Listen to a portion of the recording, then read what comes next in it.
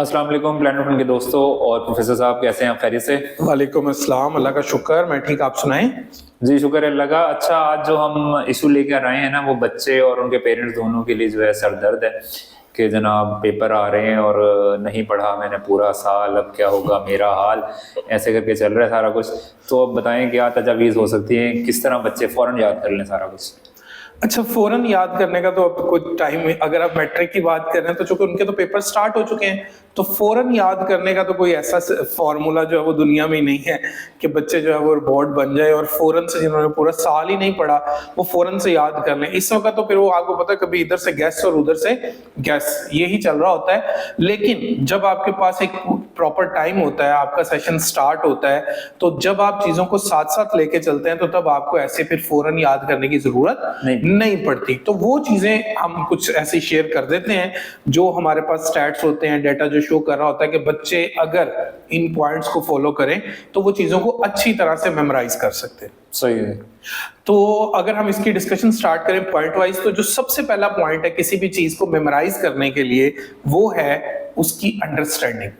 ठीक है। आप सिर्फ उस चीज को मेमोराइज कर सकते हैं बेहतर अंदाज से और फिर रिप्रोड्यूस कर सकते हैं जिसकी आपको अंडरस्टैंडिंग है।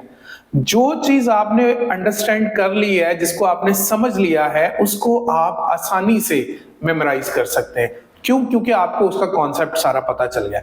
लेकिन अगर आपने किसी चीज को समझा ही नहीं है, कोई चीज आपकी अंडरस्टैंडिंग में है ही नहीं, आपको उसमें कोई उभाम है, आपको उसमें कोई प्रॉब्लम है, अब आप उसको याद करने की कोशिश तो करेंगे, मेमोराइज करने की कोशिश तो करेंगे, लेकिन आप इसमें कामयाब नहीं हो सकेंगे। अच्छा, इसमें ये देखिए कि साइंस इतनी तरक्की कर चुकी है, इतनी डेवलपमेंट हो गई, कोई ऐसा तरीका नहीं कि कंट्रोल सी कॉपी करें और वहां जाके कंट्रोल भी कर दें पेपर में? लेकिन जो डिजिटल एजुकेशन है ना, वो वैसे ही है। अच्छा, कि आपने मेमोराइज नहीं करना इंफॉर्मेशन। मतलब कितने साल बच्चे इंतजार करें? बस थोड़ा सा ही, जितना एआई आपके सामने एडअप हो गया है, हमारी सारी रिसर्च एआई पे चली गई, चीजें एआई की तरफ जा रही हैं, तो एक वक्त ऐसा आएगा जब आपके बच्चों को ये चीजें मेमोराइज करने की जरूरत नहीं रहेगी। लेकिन अभी तो चूंकि हमारा स्कूल कल्चर, कॉलेज कल्चर और इवन यूनिवर्सिटी तक हम सब कुछ मेमोराइज पे ही चल रहे हैं। तो पहला पॉइंट तो हमने किया कि मेमोराइज करें, अंडरस्टैंड करें। दूसरा, आप अगर किसी फैक्ट को याद कर रहे हैं, अच्छा, कोई डेट है, कोई फैक्ट है जिसको आप याद करना, कोई न्यूमेरिकल वैल्यू है, इसको किसी चीज के साथ लिंक कर लें। अच्छा, जैसे मैं एग्जांपल देता हूं, फर्ज कर लेते हैं आपने ये याद करना है कि कायदे आजम ने अपने 14 नुकात किस दिन दिए, तो आप उसकी जो डेट है, उस डेट को देखें। किसी की बर्थडे आती है आपकी फैमिली में, कोई इवेंट आता है, आप उसको उसके साथ लिंक करके याद रख लें। एक दफा आपको वो लिंक ढूंढना है, उसके बाद आपको जब भी 14 नुकात कायदे आजम के सोचने पड़ेंगे, आप उस लिंक को सोचेंगे और वो ऑटोमेटिकली आपके माइंड में रिकॉल हो जाएगा। तो इसका मतलब ये है, अंडरस्टैंड वेल करें। और अगर आपको कोई न्यूमेरिकल वैल्यूज हैं, कोई फैक्ट्स हैं, उनके लिए फिर आपको क्या करना पड़ेगा, उसको किसी चीज के साथ लिंक कर लें। मिसाल अगर कुछ ज्यादा न्यूमेरिकल अमाउंट है तो बिजली के बिल से रेलेवेंट वो की जा सकती है कि इस महीने ये वाला बिजली का बिल आया था। अच्छा, एक मैं बात और आपसे शेयर करूं कि जो आपका जो माइंड है, ब्रेन है, वो चीजों को मेमोराइज करता है, वो सारा दिन उसको स्टोर करता है। अच्छा। जब वो आपका माइंड आपकी चीजों को, आपका ब्रेन जो है वो मेमोराइज करता है ना, वो तब करता है जब आप सोते हैं। तो वो उसको जो है वो आपकी शॉर्ट टर्म मेमोरी से लॉन्ग टर्म मेमोरी में शिफ्ट करता है। इसलिए कहा जाता है कि जब बच्चे सो रहे हो तो उससे पहले वो पढ़े और पढ़ाई के बाद वो स्लीप टाइम में चले जाएं, क्योंकि उनका माइंड जो है वो, इस कॉन्सेप्ट को कहा जाता है स्लीप विद द लेसन। अच्छा। कि आप अपने लेसन के साथ उसको सोचते हुए सो जाएं। आपका जो ब्रेन है वो एक्टिवली काम करेगा और उस काम को करने के बाद वो उस चीज को मेमोराइज करेगा। नहीं तो जो बच्चे स्कूल में क्लास में सो जाते हैं, जैसे टीचर पढ़ाता है, वो मतलब इस पे हो रहे होते हैं, वैसे सो गए होते हैं? नहीं, वो वैसे सो रहे होते, पूरा लेक्चर सुन के फिर सोना है? जी, फिर सोना चाहिए। अच्छा, उसके बाद हम कह रहे थे सेल्फ टेस्ट।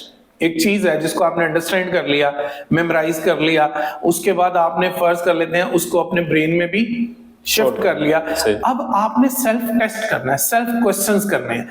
छोटी छोटी इंफॉर्मेशन जो उसमें आपने पढ़ी थी, आपने खुद ही सोचना है कि अच्छा ये क्या थी, ये क्या था, रिकॉल करें। जब आप इस तरह से सेल्फ टेस्ट करते हैं ना, तो आपकी जो चीजें हैं वो आपको परमानेंट मेमोरी में शिफ्ट हो जाती हैं। क्या आपको फिर कोई भी, जैसे आपका नाम है, फर्ज करें मैं पूछूं आपका नाम क्या, तो आप फौरन से कहेंगे अली, तो इसका मतलब है ये चीज आपकी परमानेंट मेमोरी में। तो self test is very much important. लेकिन अगर आप मेरा नाम पूछेंगे तो आपकी मेमोरी में नहीं, उससे पूछ लेंगे।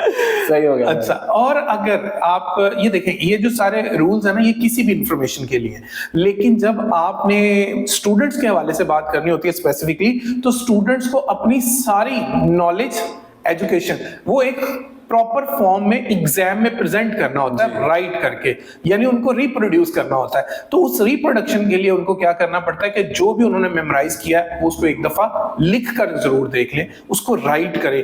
जब आप राइट कर लेते हैं ना, तो इवन आप सिर्फ ये देख लें कि अगर आप बच्चे का पेपर जो है वो वर्टिकल से हॉरिजॉन्टल दे दें, आपने बच्चे को सारी प्रैक्टिस करवाई है वर्टिकल पेपर पे, अच्छा। और आप उसको हॉरिजॉन्टल पेपर दे दें, शीट जो है, शीट उसकी चेंज कर दें, तो आप ये देखेंगे कि बच्चे का कॉन्फिडेंस जो है वो शैटर हो जाए। क्यों? अगर उस बच्चे ने लिख कर तैयारी की हुई है, उसने उस क्वेश्चन को राइट किया था, तो उसे ये भी उसकी मेमोरी में होता है कि ये चीज कहां तक लिखी जाती है, ये कहां पे जाके हेडिंग नहीं बनती है, कहां पे जाके पेज पे इसकी डायग्राम आती है। तो जब आप उसके पेज की डायमेंशन चेंज करते हैं, बच्चा जो है वो शैटर हो जाता है। अच्छा, इसमें जी, इसमें एक और बात भी ये देख लेंगे, जब हम थे स्टूडेंट तो उसमें ऐसे भी था, कुछ सब्जेक्ट्स ना वो ब्लू मार्कर से हेडिंग करवाते थे, और जो फोटो मेमोरी जैसे होती है तो वो याद कर लेते कि ये 15 हैं, इस तरह करके आएंगी, और कुछ को रेड से कराएं, तो इस तरह की भी मतलब उस तरीके टोटके थे शायद। ये भी थे, जैसे कुछ बच्चे जो है उसमें एक पॉइंट ये भी आता है कि वो मीनिंगफुल सेंटेंस बना लेते हैं।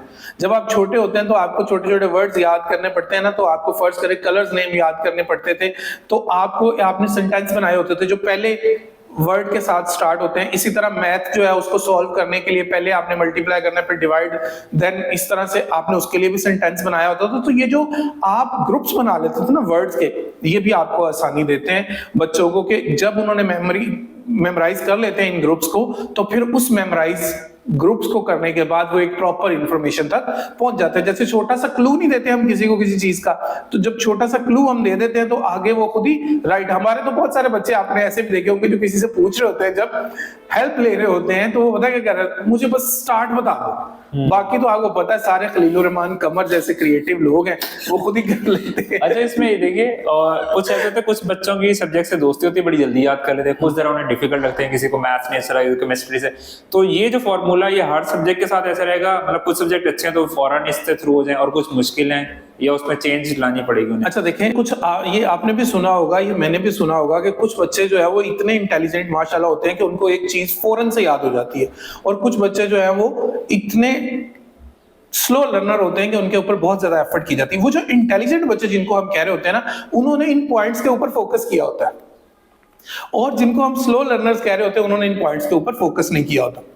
अब बहुत सारे बच्चे जो हैं वो स्विच ओवर की टेक्निक से वाकिफ ही नहीं है, सब्जेक्ट स्विच ओवर, कि आप एक सब्जेक्ट को जो बहुत ज्यादा देर पढ़ते हैं ना, तो आप उससे बोर हो जाते हैं, फिर आपका दिल उससे उकता जाता है। तो इसलिए ये एक टेक्निक है जो ये बताई जाती है कि आपने खास टाइम ही रखना है। अगर उसमें आपका काम कवर हो गया है, आपका लेसन कंप्लीट हो गया तो ठीक है, नहीं तो फिर इसको थोड़ी देर बाद पढ़ेंगे।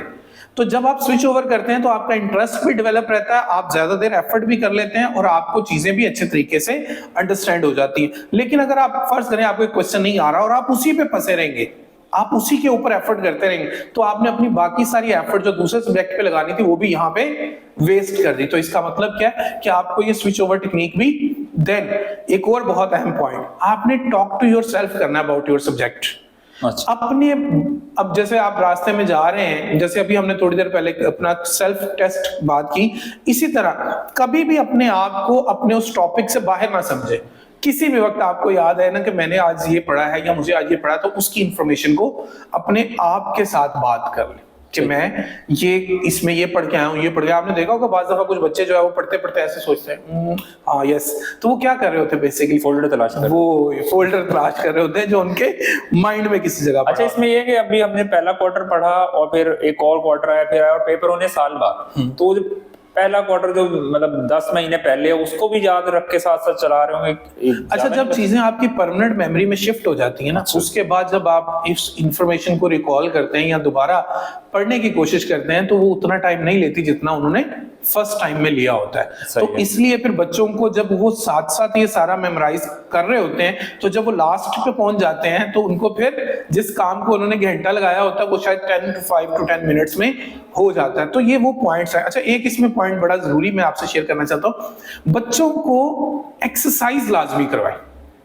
अब वो लाइट एक्सरसाइज भी हो सकती है, ग्राउंड की कोई एक्टिविटी भी हो सकती है, वो आपके घर में कोई एक्सरसाइज हो सकती है, क्योंकि ये प्रूवन है कि आप जब बच्चे को एक्सरसाइज करवाते हैं तो उसकी मेमोरी और इंफॉर्मेशन रिटेशन एबिलिटी, ये दोनों चीजें इंक्रीज होती हैं, तो उसकी स्ट्रेंथ डेवलप होती है। जब स्ट्रेंथ डेवलप होती है तो वो ज्यादा बेहतर अंदाज से चीजों को अंडरस्टैंड कर पाता है। सो ये एक्सरसाइज भी बच्चों के लिए उनके इस लेसन प्लान को लर्न करने के लिए अच्छे से एक जरूरी अमल है।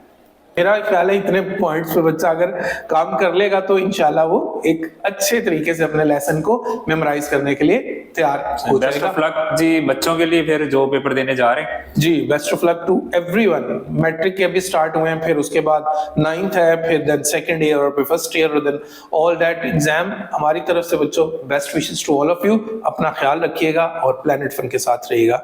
अल्लाह हाफिज। अल्लाह हाफिज जी।